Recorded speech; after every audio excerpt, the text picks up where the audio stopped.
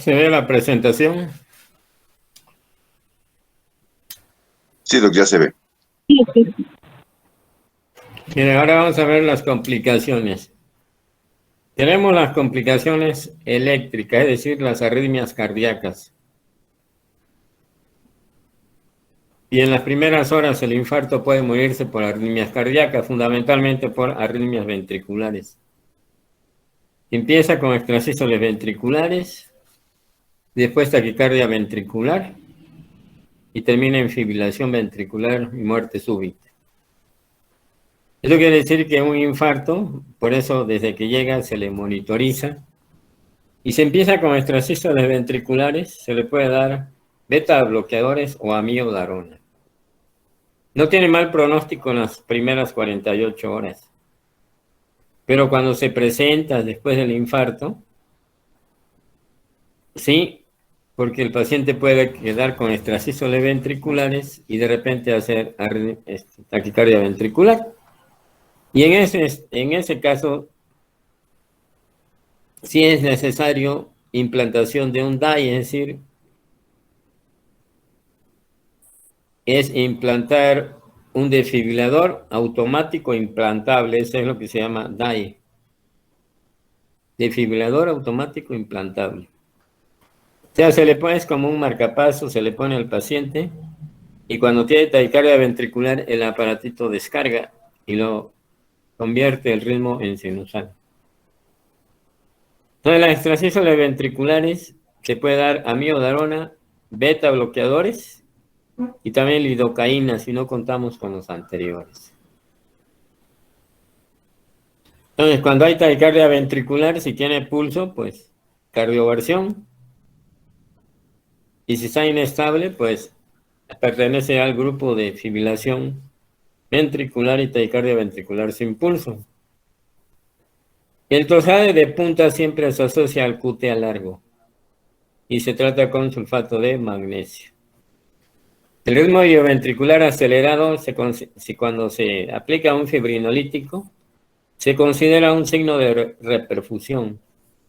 Quiere decir que vamos a encontrar QRS anchos, pero con una frecuencia entre 60 y 100. No tiene mal pronóstico y tampoco requiere tratamiento. ¿Por qué se mueren los infartos antes de llegar al hospital? Habitualmente por fibrilación ventricular. Cuando vemos en urgencias un paciente que está en ritmo sinusal con infarto del miocardio y de repente cae en fibrilación auricular, en ese momento necesita cardioversión. Y después le daremos beta bloqueadores, amiodarona o lidocaína. Pueden desarrollar también falla cardíaca, etc. Y se tratará como una falla cardíaca. Ahora vamos a hablar de otras complicaciones que llamamos mecánicas. Las complicaciones mecánicas, ruptura de una parte del miocardio. Hay tres tipos fundamentales. Ruptura de la pared del ventrículo. Si se rompe, va a ocasionar que la sangre se salga al pericardio y va a tener un tamponamiento cardíaco. La otra, ruptura del tabique interventricular.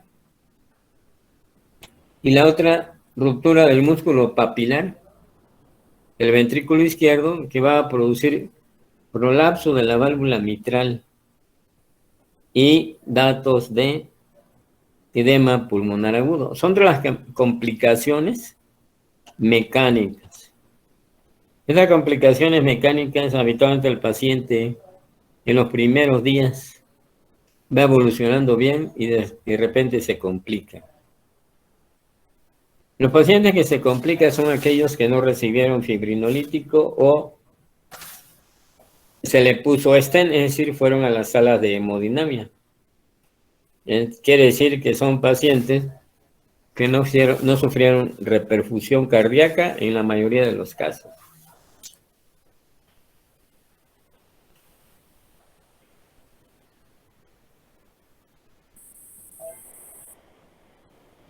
A ver, me va a permitir un momentito.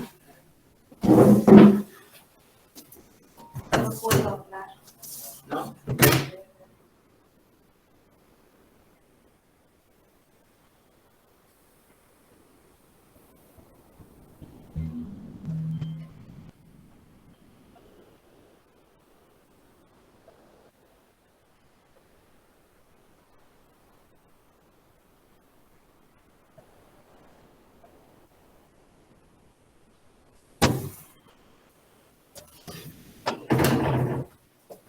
¿Cómo podemos sospechar estas rupturas mecánicas?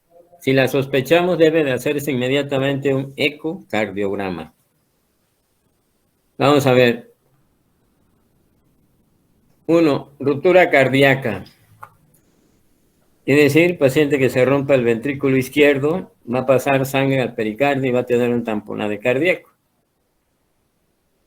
Pero ¿cómo la sospechamos inmediatamente? Es un paciente que tiene un infarto del miocardio, va evolucionando bien, y vemos que de repente no respira y no tiene pulso.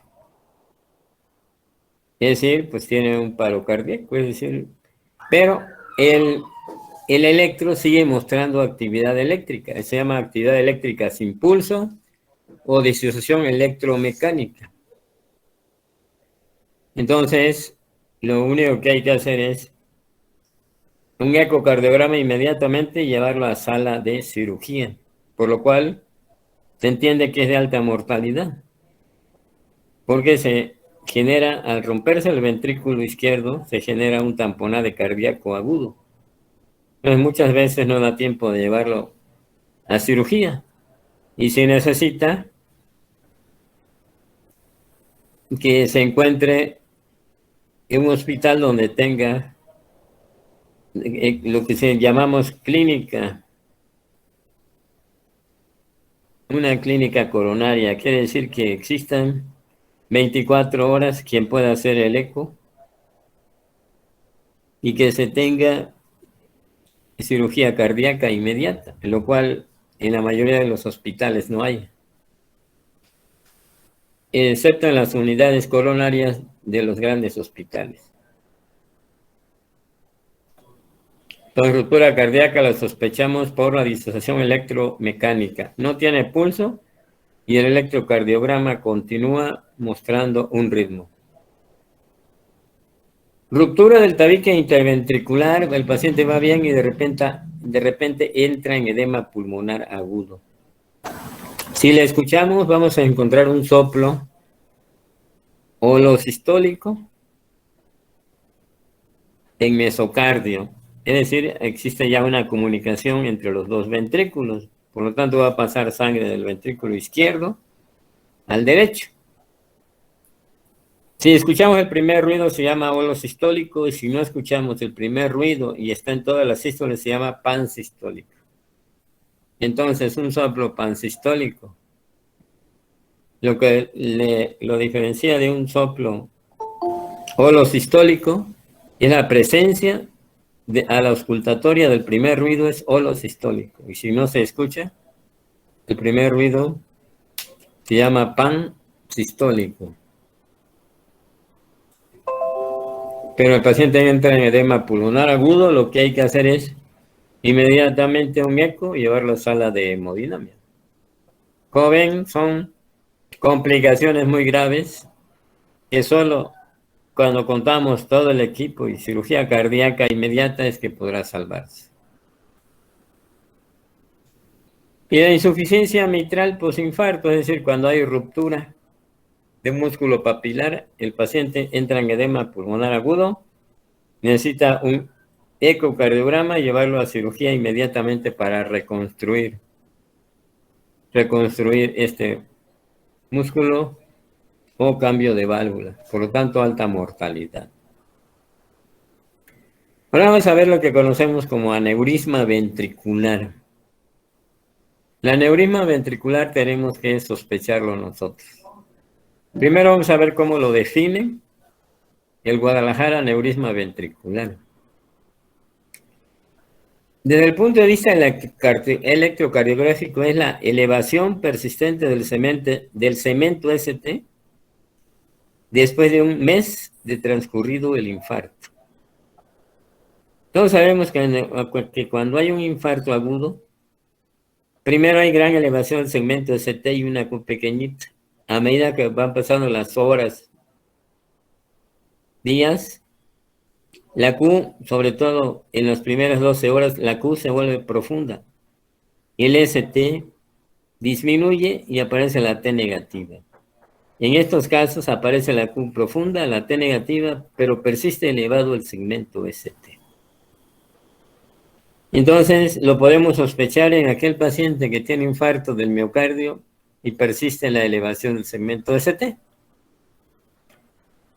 Entonces, el aneurisma ventricular es importante conocerlo, porque si me llega un paciente que tiene un aneurisma ventricular, voy a encontrar elevado el segmento ST y voy a decir, bueno, tiene un infarto del miocardio con elevación del segmento ST. Pero ¿cuál es la diferencia? Es que si tiene un infarto de pocas horas de evolución, la Q es pequeña, existe gran elevación del segmento ST y no hay onda T negativa. Y en el aneurisma está la Q profunda, persiste elevado el segmento ST y la T está negativa. Aneurisma ventricular, obviamente, se le hace un eco y de acuerdo al tamaño se podrá decidir si requiere cirugía cardíaca o no. Ahora, algo que siempre nos preguntan y que debemos de saber. Los infartos inferiores, como ya lo hemos comentado, pueden extenderse a la cara posterior y al ventrículo derecho. Piensa lo que dice aquí. Aparece en el 30% de los infartos inferiores. Quiere decir que no es tan raro. Lo clásico es que tengamos un paciente que tiene un infarto inferior y de repente tiene hipotensión, ingurgitación yugular y los ruidos cardíacos y la auscultación pulmonar, no hay estertores. Entonces la tríada clásica es hipotensión, ingurgitación yugular y no hay estertores en campos pulmonares. Porque si hubiera estertores, hablaríamos de una falla del ventrículo izquierdo, es decir, hipertensión venocapilar pulmonar. Y aquí no hay ingurgitación yugular, hipotensión arterial y la auscultación pulmonar, no hay estertores. Eso es clínicamente. Y en el electrocardiograma, si hay elevación del ST en la cara inferior D2, D3 y ABF, se toman las derivaciones derechas, B3 y B4 derechas, y ahí va a estar elevado el segmento ST también. Entonces, ¿cuáles son los infartos que se extienden al ventrículo derecho? Los infartos inferiores. Y fíjense el porcentaje, algunas estadísticas dicen que hasta el 30%. Va bien el paciente, de repente se baja la presión, hay ingurgitación yugular y no hay estertores, campos pulmonares. Es importante conocer el infarto del ventrículo derecho. Obviamente, como hay hipotensión, no vamos a dar nitratos ni beta bloqueadores. Y lo que se trata, el tratamiento consiste en lo que llamamos optimizar la precarga, es decir, dar líquidos. ¿Y qué líquidos damos? Algún expansor del plasma. Pero no crean que damos una cantidad alta. Habitualmente ponemos 100 mililitros y vamos tomando la presión, otros 100. Y cuando la presión está en 90, 60, ya no le administramos más líquido. Sigue con una solución para 24 horas. Y también, en algunas ocasiones puede dar inotrópicos, como dopamina o dobutamina o su combinación. Obviamente, como hay hipotensión arterial, pues no voy a dar nitroglicerina ni diurético. Isquemia posinfarto. Cuando un paciente no se tromboliza, no se recanaliza la arteria, ya sea con medicamentos o directamente a la sala de hemodinamia. ¿Por qué? Porque llegó después de 12 horas de evolución o por cualquier otra causa, o el paciente llegó varios días después.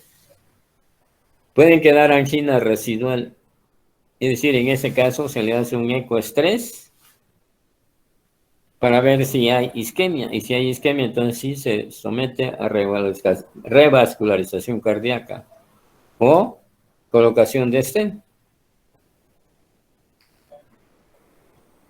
Las tromboembolias pulmonares en los infartos agudos del miocardio actualmente se consideran raras. ¿Por qué? Ya hemos comentado que le damos acetil salicílico, que es un antiagregante plaquetario. Clopidogrel, que es otro antiagregante plaquetario, y enoxaparina, que es un anticoagulante.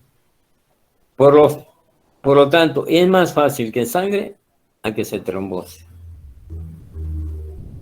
Porque, acuérdense, el tratamiento del infarto del miocardio inicia con antiagregación plaquetaria, acetil salicílico, clopidogrel y enoxaparina. Ahora tenemos una complicación, otra complicación. Primero vamos a ver si ya vimos, ya cuando menos nos enteramos cómo podemos sospechar las complicaciones mecánicas.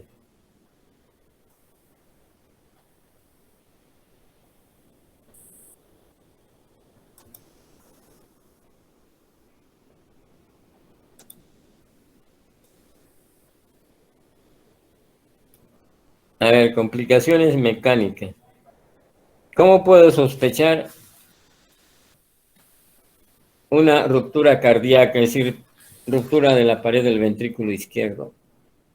El paciente va bien, va hemodinámicamente, lo vemos controlado y de repente cae la presión, no tiene pulso y en el monitor observamos el ritmo cardíaco que tenía previamente. Disociación electromecánica o actividad eléctrica sin pulso. Hay que iniciar el RCP y hacerle un eco. Y si tenemos cirugía cardíaca, hay que mandarlo inmediatamente para tratar de reconstruir esa zona del ventrículo que se rompió. Tabique interventricular, el paciente va bien, no tiene soplo y después tiene un soplo intenso en área precordial y entra en edema pulmonar agudo. Es ruptura del tabique interventricular. Y el otro, el paciente entra en edema pulmonar agudo y tiene un soplo sistólico en foco mitral, es decir, un soplo de insuficiencia mitral por prolapso de la válvula mitral secundario a ruptura del músculo papilar del ventrículo izquierdo. Y esas son las tres complicaciones mecánicas con alta mortalidad. Y a veces ni nos damos cuenta que tuvo esa complicación porque de repente tiene muerte súbita. De las arritmias cardíacas, las extrasístoles ventriculares son las que tenemos que estar vigilando. Si tiene extrasístoles ventriculares, pueden tener taquicardia ventricular, entonces, y si tiene taquicardia ventricular, puede evolucionar a fibrilación ventricular en pocos minutos. Entonces, los extrasístoles ventriculares debemos de tratar inmediatamente, ya sea con amiodarona o lidocaína, sino con metoprolol. Vamos a ver otras complicaciones. La complicación que un infarto inferior se extienda a ventrículo derecho es una de las más, es una complicación clásica. 30% de los infartos inferiores se extienden a ventrículo derecho. Por lo tanto, hay que estar pendiente que de repente va bien, se hipotensa, tiene ingurgitación yugular y no hay estertores crepitantes.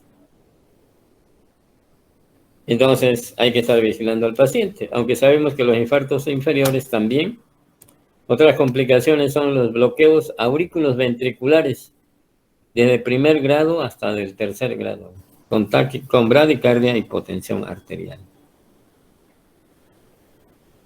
Ahora vamos a seguir.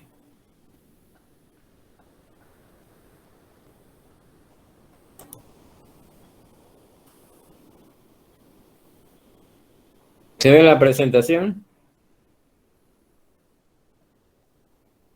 Sí, doctor.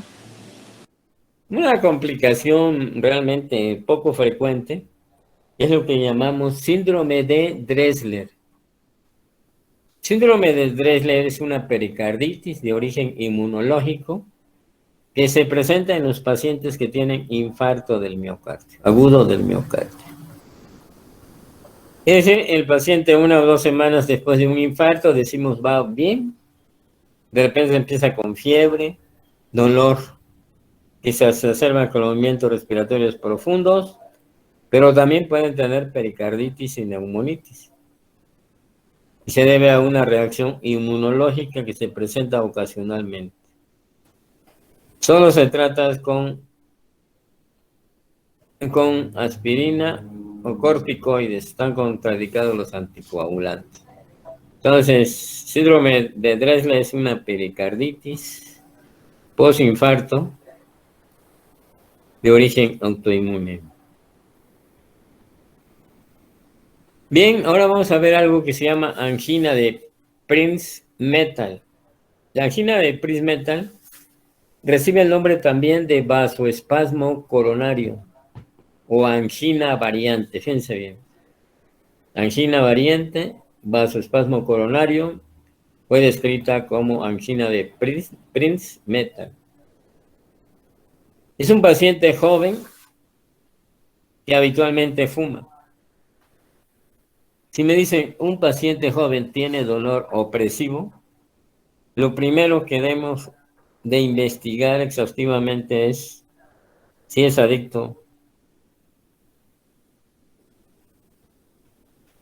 adicto a muchas sustancias, entre ellas la cocaína. En la cocaína, como vamos a ver ahorita, aumenta las catecolaminas y puede producir espasmo coronario. Esa es la causa más común, pero eso no se llama angina de Prinzmetal. La angina de Prinzmetal, vasoespasmo coronario, no hay ese antecedente. El único antecedente que puede haber es que a veces fuma. Es un paciente entre 20, 25, 30 años de edad que de repente nos llega con dolor retroesternal opresivo, es decir, síndrome coronario agudo. Y el dolor siempre se presenta en reposo, durante el sueño. Se acompaña de reacción adrenérgica y no se desencadena con el esfuerzo. Se ve con vasodilatadores y no se relaciona con el ejercicio, es decir, con el esfuerzo. Entonces, tenemos un paciente joven de 20 a 30 años que no es adicto a cocaína, que es la causa más común de un espasmo coronario. La angina de Prinzmetal se llama vasoespasmo coronario, angina variante. Se presenta en jóvenes y fumadores. En forma intermitente tiene dolor retroesternal opresivo que se presenta siempre en el reposo durante el sueño. Si se hace ejercicio, se le hace alguna prueba para detectar isquemia, es negativa 100%. Se le hace un estudio de las coronarias y puede tener a lo mejor un ateroma, pero no significativo, quiere decir que no ocluye, no llega al 70% de oclusión de un vaso, son leves. En el momento del dolor va a haber elevación del segmento ST que desaparece con vasodilatadores. La prueba de esfuerzo es normal y la coronariografía con prueba de ergonovina es positiva. Que hacemos una coronariografía. Metemos alguna sustancia que produce espasmo, habitualmente da un espasmo generalizado. Y en cambio, en la angina de Prinzmetal, con la prueba de ergonovina hay un espasmo coronario segmentario, como rosario. Se trata con vasodilatadores del tipo de las dihidropiridinas, es decir, de los calcio antagonistas, pero del grupo de las dihidropiridinas. Es decir, algún vasodilatador, pero también le podemos dar nitratos. Aquí no debemos de dar beta bloqueadores. Los beta bloqueadores en estos pacientes se incrementa el dolor. Entonces, un paciente joven que le damos beta bloqueadores, no dice que el dolor se incrementa, pues parecía ilógico. Entonces hay que pensar en angina de Prinzmetal. Entonces podemos concluir que la angina de Prinzmetal se caracteriza por un paciente joven masculino con antecedentes de tabaquismo que inicia entre los 20 y 30 años dolor retroesternal opresivo intenso, le tomamos un electro y está elevado el segmento ST. Y no es adicto a drogas como la cocaína. Es lo primero que hemos de pensar. Le hacemos prueba de esfuerzo, es normal. Coronariografía, hay un espasmo coronario segmentario. Se presenta en la realidad ocasionalmente.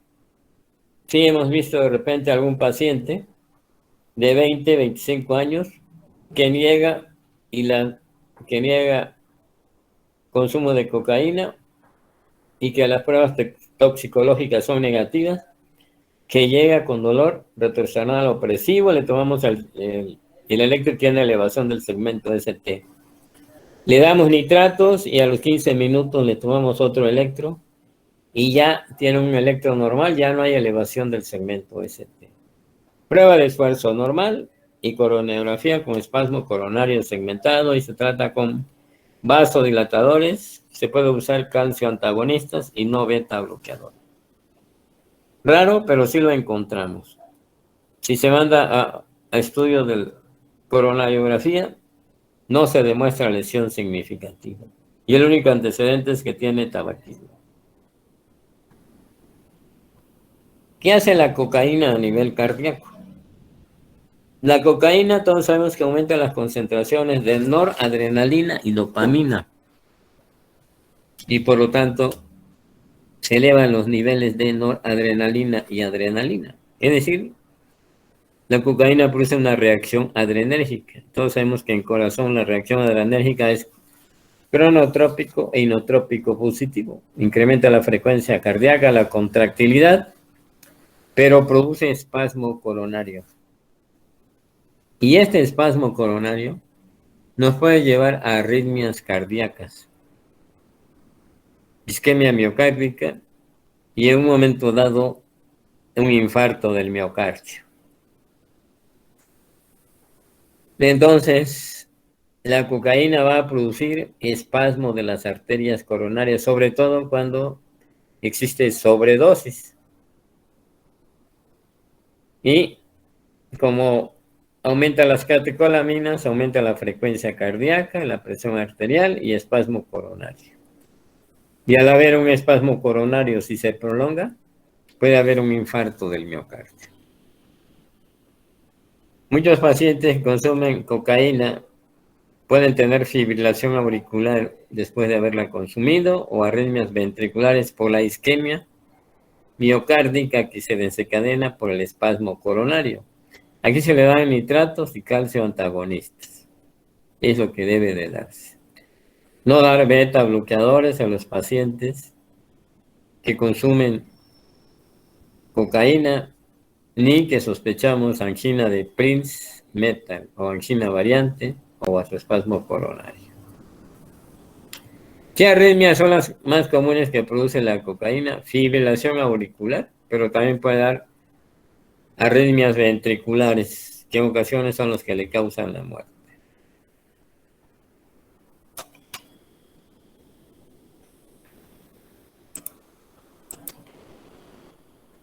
Entonces no hay que confundir la angina de Prince-Metal. Siempre cuando llega un paciente joven, entre 20 y 30 años de edad, habitualmente esto no tiene factores de riesgo cardiovascular, aunque la angina de Prince-Metal puede tener el antecedente de tabaquismo. Entonces me llega un paciente joven, 20, 30 años, con dolor retroesternal opresivo. No ingiere cocaína, fumador, dolor retroesternal opresivo. Ahí existe elevación del segmento ST. Antes de darle un fibrinolítico, tengo que darle nitratos, sublingual o IV, y a los 15 minutos le tomamos otro electrocardiograma y vemos que en ese tiempo el ST desaparece.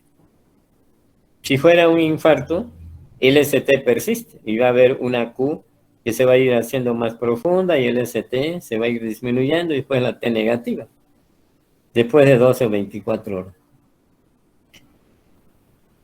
Por lo tanto, ahí cuando se hace algún estudio de infarto del miocardio con jóvenes, siempre antes de del fibrinolítico siempre se le toma un electro nuevamente, llega, se le da nitratos y nuevo electro en 15 minutos. Y si no, si desapareció el ST, decimos elegantemente que curamos un infarto del miocardio. Es que no era un infarto del miocardio, era síndrome coronario agudo, angina variante o vasoespasmo coronario. El nombre lo dice vasoespasmo coronario. ¿Qué lo causa? Pues no sabemos en estos pacientes. No hay antecedentes de ingesta de drogas, que es lo primero que hay que descartar en un joven. Ahora, de los adictos a cocaína que nos llegan en el hospital, yo nunca he visto un infarto del miocardio. Sí llegan varios por sobredosis, habitualmente llegan con dolor opresivo, en el electro tienen isquemia miocárdica, le damos tratamiento con nitratos, no damos beta bloqueadores, nitratos, antiagregación plaquetaria, y después de 4 a 6, 8 horas ya no tienen nada, vemos otro electro normal y ya se podrá dar de alta. Los que tienen infarto del miocardio, yo creo que el vasoespasmo, la isquemia miocárdica es importante, que se mueren en el sitio de donde están consumiendo la droga. En el Hospital del Norte vemos algunos pacientes de este grupo que adictos a cocaína, pero que no hemos visto con infarto, con isquemia, sí. Y a las 8 horas ya están bien, ya se pueden ir a su casa. Fue habitualmente sobredosis, pero no tanto como para producir un infarto.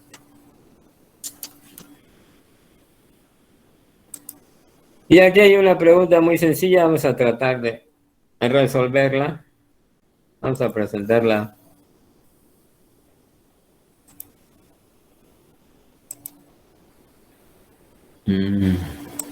La presentación. Ya se metió esta otra. ¿Se ve en la presentación?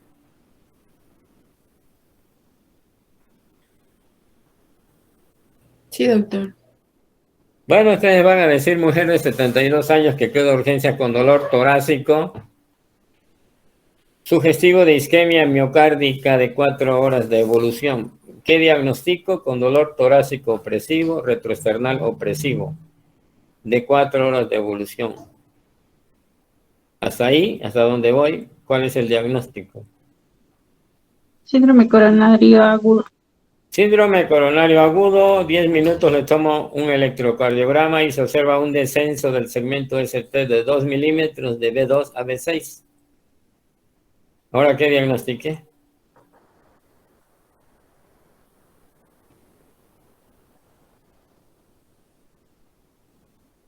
¿Qué diagnóstico?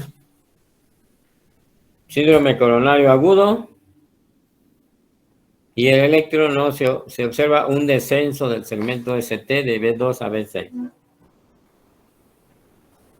¿Cuál es el diagnóstico hasta ahí a donde vamos? Sin miedo. Infarto agudo del miocardio sin elevación del ST. No. No cumple el requisito de infarto.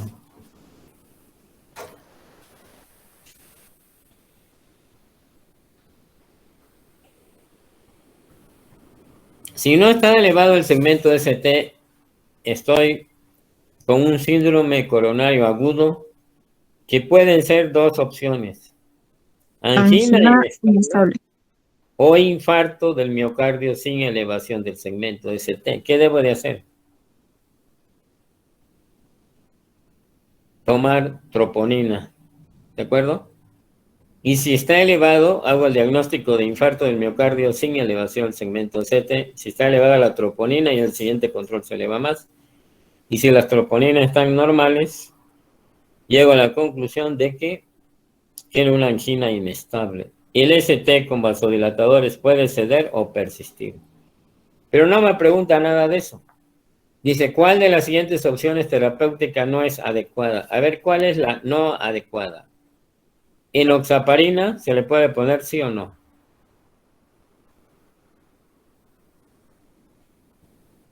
¿Sí o no? Hay dos opciones. Puede ser un infarto del miocardio sin elevación del segmento ST o angina inestable. ¿Le puedo dar enoxaparina, sí o no? Si fuese un infarto, sí podría No, darse. no. Hasta donde vas tú no has hecho el diagnóstico de infarto. Dice que tiene, sí, dolor torácico sugestivo de isquemia miocárdica, es decir, tiene dolor retroesternal opresivo de 4 horas de evolución. En el electro se observa un descenso del ST de 2 milímetros de B2 a B6. Dos opciones: angina inestable o infarto del miocardio sin elevación del segmento ST.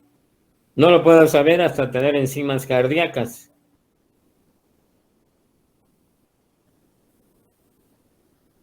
Son las dos opciones con síndrome coronario agudo. ¿Debo de darle enoxaparina, sí o no? Sí, ¿Clopidogrel, sí o no?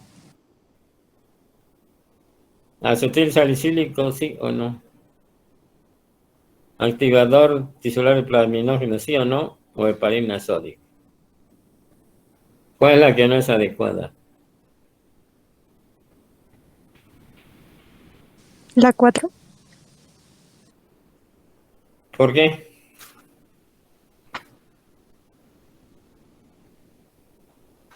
Tiene Porque razón en la 4, pero ¿por qué? ¿Por qué no lo debo de trombolizar o ponerlo en fibrinolítico? pues porque lo ideal sería, bueno, los otros nos ayudan a la anticoagulación. No.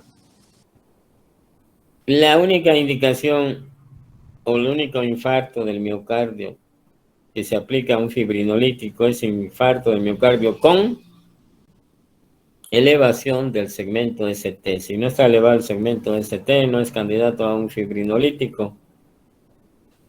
Que quede clarísima entonces. La única indicación del fibrinolítico alteplase o tecneteplase es un infarto del miocardio con elevación del segmento ST que tenga menos de 12 horas de evolución, de preferencia 4 a 6. Como este paciente llegó con dolor retroesternal opresivo, es decir, sugestivo de isquemia, ya le dije que lo primero que hacemos es darle antiagregación plaquetaria completa. Nada más por ser síndrome coronario agudo, ya le di 300 miligramos de aspirina, y si estaba tomando aspirina a la mitad, le doy 4 tabletas de clopidogrel de 75 miligramos y le pongo 80 miligramos de enoxaparina. Y si no hay enoxaparina, pues cualquier otra heparina. Y no lo voy a trombolizar, no lo voy a poner activador tisular del plasminógeno, porque lo único que se tromboliza, o la única indicación para un fibrinolítico a nivel del miocardio es un infarto del miocardio con elevación del segmento ST, y no lo tiene.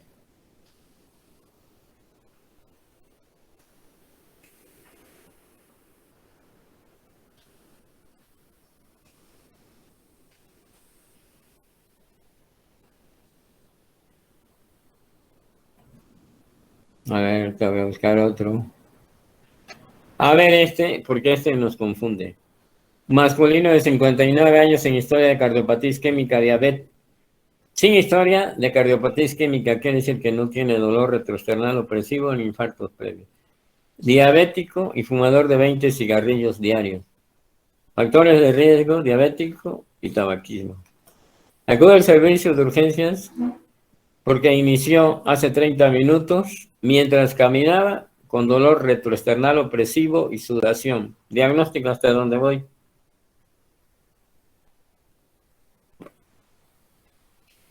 Angina inestable.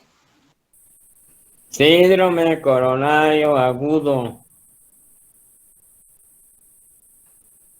Si yo le tomo el electrocardiograma y hay elevación del segmento ST, es un infarto del miocardio con elevación del segmento ST.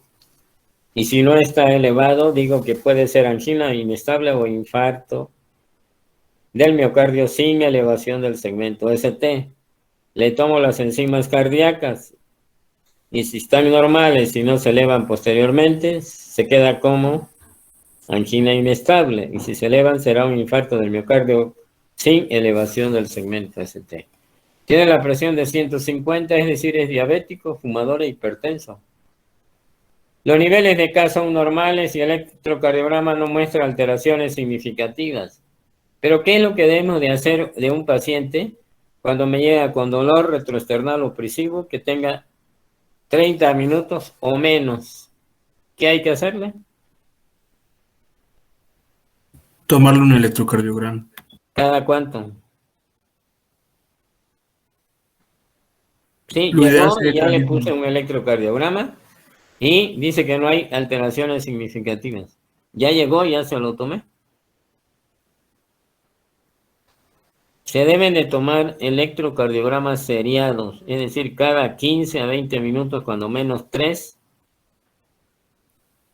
para estar observando. Si vemos que se empiezan a elevar y aparece onda Q, pues será, ya llegaremos a un diagnóstico de infarto con elevación del segmento ST. Cuando llega con nosotros dolor retroesternal opresivo antes de 1 hora y el electro no es diagnóstico cada 15 minutos, hay que tomarle un electrocardiograma, cuando menos 3 o 4. Tan pronto veamos cambio, pues ya, hizo el diagnóstico de infarto con elevación del segmento ST. Porque llegó con este dolor, le damos antiagregación plaquetaria completa. Bueno, entonces, pues, la próxima clase vamos a hablar de algunas consideraciones de cardiopatía isquémica, que es ya el último tema de cardiopatía isquémica. O algunas preguntas que tengan ustedes. Nos veremos mañana porque ya el tiempo se terminó. Mañana nos veremos. Si hay preguntas, la contestamos mañana. Hasta mañana, doctor. Hasta Hasta mañana. mañana, doctor. Muchas gracias. De nada. Hasta mañana, doctor.